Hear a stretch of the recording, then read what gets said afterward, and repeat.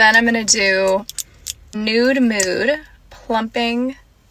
মার্কিন রিয়ালিটি তারকা ও ব্যবসায়ী কাইলি জেনারের বিরুদ্ধে মামলা করেছেন তার এক সাবেক ব্যক্তিগত রাঁধুনি। বিনোদন বিষয়ক মার্কিন সাময়িকী এন্টারটেইনমেন্ট উইকলির বরাত দিয়ে জানা গেছে, গর্ভাবস্থায় অতিরিক্ত কাজের চাপ, বৈষম্যমূলক আচরণ এবং প্রয়োজনীয় সহায়তার অভাবে গর্ভপাতের শিকার হয়েছেন বলে আদালতে অভিযোগ ঠুকেছেন ওই কর্মী।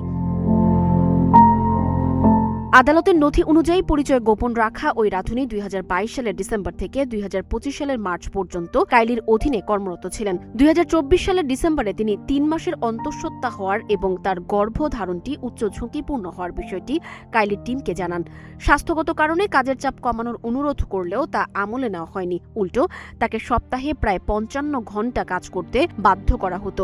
জীবন অবাক না করলে কে করবে? 28% মিল্ক ফ্যাটের অবাক করার সাথে ফ্রেশ মিল্ক পাউডার। জীবন অবাক করুক প্রতিদিন। যার মধ্যে কাইলির ভাই রব কার্ডাশিয়ানের জন্য রান্না এবং বিভিন্ন স্থানে যাতায়াতের ধকলও ছিল।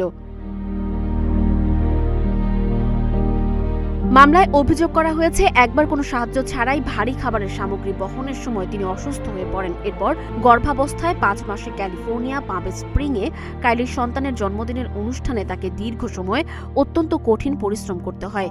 এই অতিরিক্ত শারীরিক ও মানসিক চাপের কারণে পরদিনই তার রক্তক্ষরণ শুরু হয় এবং হাসপাতালে নেওয়ার পর চিকিৎসকরা জানান গর্ভস্থ শিশুর হৃদস্পন্দন আর নেই। গর্ভপাতের পর মানসিক ধাক্কা সামলাতে তিনি পরিবারের কাছাকাছি নিউ ইয়র্কে বদলি আবেদন করলে কাইলির টিম তা নাকচ করে এবং এটিকে স্বেচ্ছায় চাকুরি ছাড়ার চেষ্টা হিসেবে গণ্য করে। এক তত্ত্বাবধায়ক তাকে টেক্সট বার্তায় লেখেন, থামো, তুমি কাইলিকে কষ্ট দিচ্ছ। পরবর্তীতে 2025 সালের 14 মার্চ তাকে অন্যায়ভাবে চাকুরিচ্যুত করা হয়।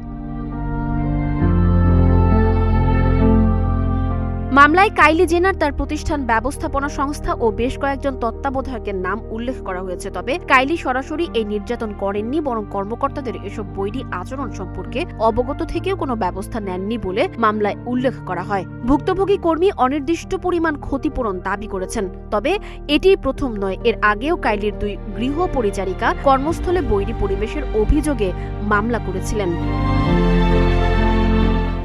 সঞ্জিত আফরিন, সোনিয়া, নাগরিক, প্রতিদিন।